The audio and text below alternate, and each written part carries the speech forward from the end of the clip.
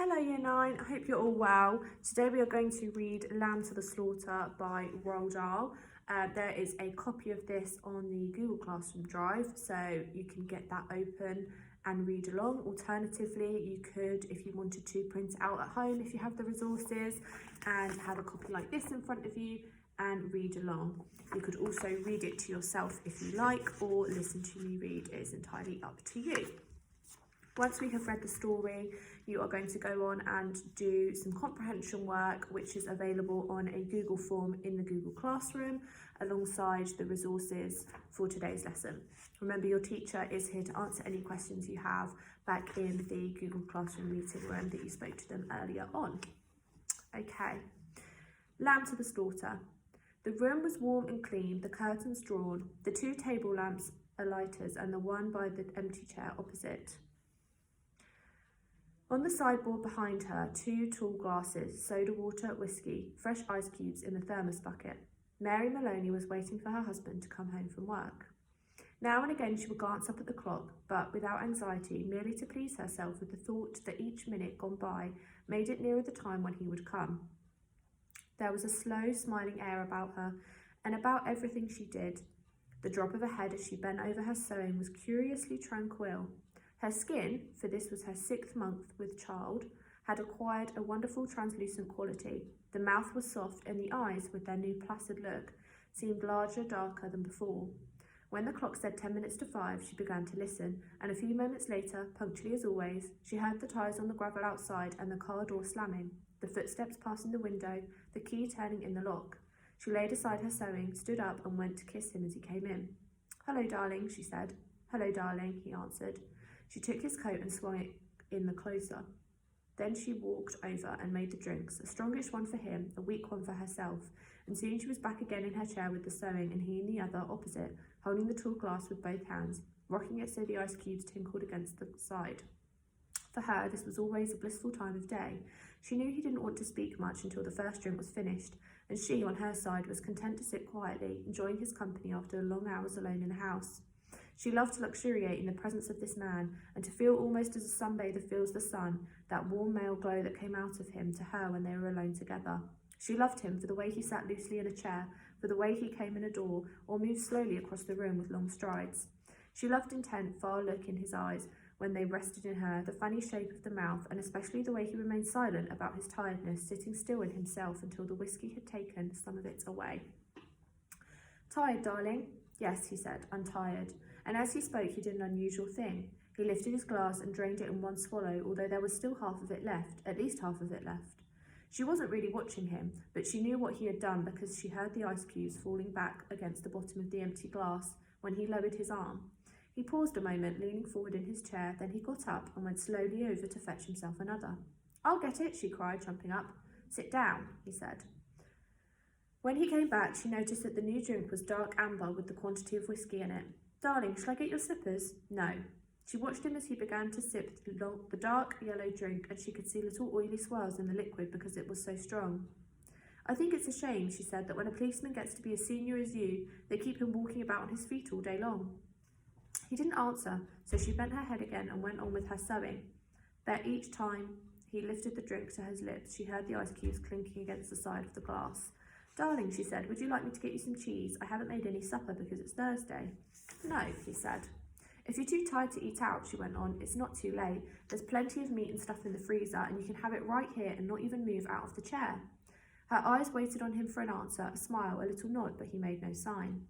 "Anyway," she went on, "I'll get you some cheese and crackers first." "I don't want it," he said. She moved uneasily in her chair, the large eyes still watching his face. "But you must eat. I'll fix it anyway, and then you can have it, or not, as you like." She stood up and placed her sewing on the table by the lamp. "Sit down," he said. "Just for a minute, sit down." It wasn't till then that she began to get frightened. "Go on," he said. "Sit down." She lowered herself back slowly into the chair, watching him all the time with those large, bewildered eyes. He had soon finished the second drink and was staring down into the glass, frowning. "Listen," he said. "I've got something to tell you." "What is it, darling? What's the matter?" He had now become absolutely motionless, and he kept his head down so that the light from the lamp beside him fell across the upper part of his face, leaving his chin and mouth in shadow. She noticed there was a little muscle moving near the corner of his left eye. "This is going to be a bit of a shock to you, I'm afraid," he said, "but I've thought about it a good deal and I've decided the only thing to do is tell you right away. I hope you won't blame me too much." And he told her. It didn't take long, 4 or 5 minutes at most, and she stays very still through it all, watching him with a kind of dazed horror as he went further and further away from her with each word. "So there it is," he added, "and I know it's a kind of bad time to be telling you, but there simply isn't any other way. And of course I'll give you money and I'll see you're looked after, but there really needn't be any fuss. I hope not anyway. It wouldn't be very good for my job." Her first instinct was not to believe any of it, to reject it all. It occurred to her that perhaps he had never spoken and that she had imagined the whole thing. Maybe if she went about her business as acting as though it hadn't happened, she hadn't been listening, then later, when she woke up again, she might find out that none of it had ever been happened. "I'll get the supper," she managed to whisper, and this time he didn't stop her. When she walked across the room, she couldn't feel her feet touching the floor. She couldn't feel anything at all, except a slight nausea and a desire to vomit. Everything was automatic now. Down the steps to the cellar, the light switch, the deep freeze, the hand inside the cabinet taking hold of the first object it met. She lifted it out and looked at it. It was wrapped in paper, and so she took off the paper and looked at it again. A leg of lamb. All right then, they would have lamb for supper. She carried it upstairs, holding the thin bone end of it in both her hands, and as she went through the living room, she saw him standing over by the window with his back to her, and she stopped. "For God's sake," he said, hearing her but not turning round, "don't make supper for me. I'm going out." At that point, Mary Maloney simply walked up behind him, and without any pause, she swung the big frozen leg of lamb high in the air and brought it down as hard as she could on the back of his head. She might as well have hit him with a steel club. She stepped back a pace, waiting, and the funny thing was that he remained standing there for at least 4 or 5 seconds, gently swaying. Then he crashed to the carpet. The violence of the crash, the noise, the small table overturning, helped bring her out of her shock. She came out slowly, feeling cold and surprised, and she stood for a while, blinking at the body, still holding the ridiculous piece of meat tight with both hands. "All right," she told herself, "so I've killed him." It was extraordinary now how clear her mind became all of a sudden. She began thinking very fast. As the wife of a detective, she knew quite well what the penalty would be. That was fine. It made no difference to her. In fact, it would be a relief. On the other hand, what about the child? What were the laws about murderers with unborn children? Did they kill them, both mother and child, or did they wait until the 10th month? What did they do? Mary Maloney didn't know, and she certainly wasn't prepared to take a chance. She carried the meat into the kitchen, placed it in a pan, turned the oven on high, and shoved it inside. Then she washed her hands and ran upstairs to the bedroom. She sat down before the mirror, tidied her hair, touched up her locks and her face. She tried a smile. It came out rather peculiar. She tried again. "Hello, Sam," she said brightly, aloud. The voice sounded peculiar too. "I want some potatoes, please, Sam. Yes, and I think a can of peas." That was better. Both the smile and the voice were coming out better now. She rehearsed it several times more. Then she ran downstairs, took her coat, went out the back door, down the garden, into the street. It wasn't 6 o'clock yet, and the lights were still on in the grocery shop. "Hello, Sam," she said, smiling brightly at the man behind the counter. "Why, good evening, Mrs. Maloney. How are you?" "I want some potatoes, please, Sam. Yes, and I think a can of peas." The man turned and reached up behind him on the shelf for peas. "Patrick's decided he's tired and doesn't want to eat out tonight," she told him. "We usually go out on Thursdays, you know, and now he's caught me without any vegetables in the house." "Then what about meat, Mrs. Maloney?" "No, I've got meat, thanks, and I've got a nice leg of lamb from the freezer." "Oh, I don't think I'll much like cooking from frozen, Sam, but I'm taking a chance on this time. Do you think it will be all right?" "Personally," the grocer said, "I don't believe it makes any difference. You want those Idaho potatoes? Oh yes, that'll be fine, 2 of those. Anything else?" The grocer cocked his head on one side, looking at her pleasantly. "How about afterwards? What are you going to give him for afterwards?" "Well, what would you suggest, Sam?" The man glanced around his shop. "How about a nice big slice of cheesecake? I know he likes that." "Perfect," she said, "he loves it." And when it was all wrapped up and she had paid, she put on her brightest smile and said, "Thank you, Sam, good night." "Good night, Mrs. Maloney, and thank you."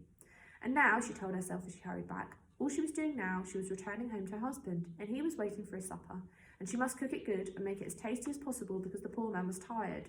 And if, when she entered the house, she happened to find anything unusual or tragic or terrible, then naturally it would be a shock, and she'd become frantic with grief and horror. Mind you, she wasn't expecting to find anything. She was just going home with the vegetables. Mrs. Patrick Maloney going home with the vegetables on Thursday evening to cook supper for her husband. That's the way, she told herself, do everything right and natural. Keep things absolutely natural, and there will be no need for any acting at all. Therefore, when she entered the kitchen by the back door, she was humming a little tune to herself and smiling. "Patrick," she called, "how are you, darling?" She put the parcel down on the table and went through the living room, and when she saw him lying there on the floor with his legs doubled up and one arm twisted back underneath his body, it really was rather a shock. All the old love and longing for him welled up inside her, and she ran over to him, knelt down beside him, and began to cry her heart out. It was easy. No acting was necessary. A few minutes later, she got up and went to the phone. She knew the number of the police station, and when the man at the other end answered, she cried to him, "Quick! Come quick! Patrick's dead!" "Who's speaking?" "Mrs. Maloney, Mrs. Patrick Maloney." "You mean Patrick Maloney's dead?" "I think so," she sobbed. "He's lying on the floor, and I think he's dead." "Be right over," the man said. The car came very quickly, and when she opened the front door, 2 policemen walked in. She knew both. She knew nearly all the policemen at that precinct, and she fell right into a chair and then went over to join the other one, who was called O'Malley, kneeling by the body. "Is he dead?" she cried. "I'm afraid he is. What happened?" Briefly, she told her story about going out to the grocer and coming back to find him on the floor. While she was talking, crying and talking, Noonan discovered a small patch of congealed blood on the dead man's head. He showed it to O'Malley, who got up at once and hurried to the phone. Soon other men became coming to the house. First a doctor, then 2 detectives, one of whom she knew by name. Later, a police photographer arrived and took pictures, and a man who knew about fingerprints. There was a great deal of whispering and muttering beside the corpse, and the detectives kept asking her a lot of questions, but they always treated her kindly. She told her story again, this time right from the beginning, when Patrick came in, and she was sewing, and he was tired, so tired he hadn't wanted to go out for supper. She told how she'd put the meat in the oven, it's there now, cooking, and how she'd sloped out to the grocer for vegetables and came back to find him lying on the floor. "Which grocer?" one of the detectives asked. She told him, and he turned and whispered something to the other detective, who immediately went out into the street. In 15 minutes, he was back with a page of notes, and there was more whispering, and through her sobbing, she heard a few of the whispered phrases. Acted quite normal, very cheerful, wanted to give him a good supper, peas, cheesecake. Impossible that she... After a while, the photographer and the doctor departed, and 2 other men came in and took the corpse away on a stretcher. Then the fingerprint man went away. The 2 detectives remained, and so did the policeman. They were exceptionally nice to her, and Jack Noonan said that wouldn't she rather go somewhere else, to her sister's house perhaps, or to his own wife, who would take care of her and put her up for the night. No, she said. She didn't feel she could move even a yard at the moment. Would they mind awfully if she stayed where she was until she felt better? She didn't feel too good at the moment. She really didn't. Hadn't she better lie down on the bed? Jack Noonan asked. No, she said. She'd like to stay right here, where she was in this chair. A little later, perhaps, when she felt better, she would move. So they left her there while they went about their business, searching the house. Occasionally, one of the detectives would ask her a question. Sometimes Jack Noonan spoke at her gently as he passed. Her husband, he told her, had been killed by a blow to the back of the head, administered with a heavy, blunt instrument, almost certainly a large piece of metal. They were looking for the weapon. The murderer may have taken it with him, but on the other hand, he may have thrown it away or hidden it somewhere on the premises. It's the old story, he said. Get the weapon and you've got the man. Later, one of the detectives came up and sat beside her. Did she know, he asked, of anything around the house that could have been used as a weapon? Would she mind having a look round to see if anything was missing? About a spanner, for example, or a heavy metal vase? They didn't have heavy metal vases, she said. Or a big spanner? She didn't think they had a big spanner, but there might be some things in the garage. The search went on. She knew that there were other policemen in the garden all around the house. She could hear their footsteps on the gravel outside, and sometimes she saw a flash of a torch through a chink in the curtains. It began to get late, nearly 9, and she noticed the clock on the mantel. The 4 men searching the room seemed to be growing weary, a trifle exasperated. Jack, she said, the next time Sergeant Noonan went by, would you mind giving me a drink? Sure, I'll give you a drink. You mean this whiskey? Yes, please, but just a small one. It might make me feel better. He handed her the glass. Why don't you have one yourself? She said. You must be awfully tired. Please do, you've been very good to me. Well, he answered, it's not strictly allowed, but I might take a drop to keep me going. One by one, the others came in and were persuaded to take a little nip of whiskey. They stood around rather awkwardly with the drinks in their hands, uncomfortably in her presence, trying to say consoling things to her. Sergeant Noonan wandered into the kitchen, came out quickly and said, Look, Mrs. Maloney, you know that oven of yours is still on and the meat is still inside. Oh dear me, she cried. So it is. I'd better turn it off for you, hadn't I? Will you do that, Jack? Thank you so much. When the sergeant returned the second time, she looked at him with her large, dark, tearful eyes. Jack Noonan, she said. Yes? Would you do me a small favour, you and those others? We can try, Mrs. Maloney. Well, she said, here you are, and good friends of Patrick too, helping catch the man who killed him. You must be terribly hungry by now, because it's long past your supper time, and I know Patrick would never forgive me, God bless his soul, if I allow you to remain in this house without offering you decent hospitality. Why don't you eat that lamb that's in the oven? It will be cooked just about right now. Wouldn't dream of it, Sergeant Noonan said. Please, she begged, please eat it. Personally, I couldn't tough a thing. Certainly not what's been in the house while he was here, but it's all right for you. It'd be a favour to me if you would eat it. Then you can go on with your work again afterwards. There was a good deal of hesitating among the 4 policemen, but they were clearly hungry, and in the end they were persuaded to go into the kitchen and help themselves. The woman stayed where she was, listening to them speaking among themselves, their voices thick and sloppy because their mouths were full. Have some more, Charlie. No, better not finish it. She wants us to finish it. She said so. We're doing her a favour. Okay then, give me some more. That's a hell of a big club. The gut must have used to hit poor Patrick, one of them was saying. The doc says his skull was smashed to pieces, just like a sledgehammer. That's why I thought it ought to be easy to find. Exactly what I said. Whoever done it, they're not going to be carrying a thing like that around with them longer than they need it. One of them belched. Personally, I think it's right here in the premises. Probably right under our very noses. What do you think, Jack? And in the other room, Mary Maloney began to giggle. So that is the end of Lamb to the Slaughter there. Quite a sinister story. And Roald Dahl did write these shorter stories that were sort of more aimed at teens and young adults rather than just the ones you know from your childhood. And we will be continuing to read some of these as time goes on.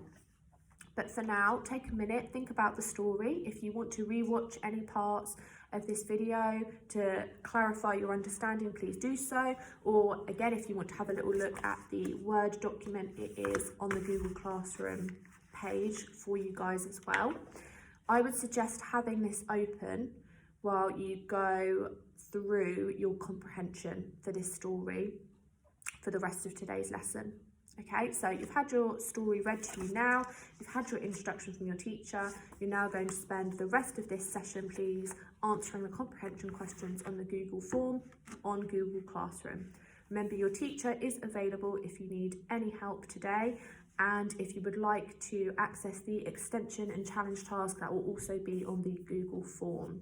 So we look forward to reading your answers, and again, if you have any questions or comments about the story, we would love to hear them. Please message them to your teacher during the lesson.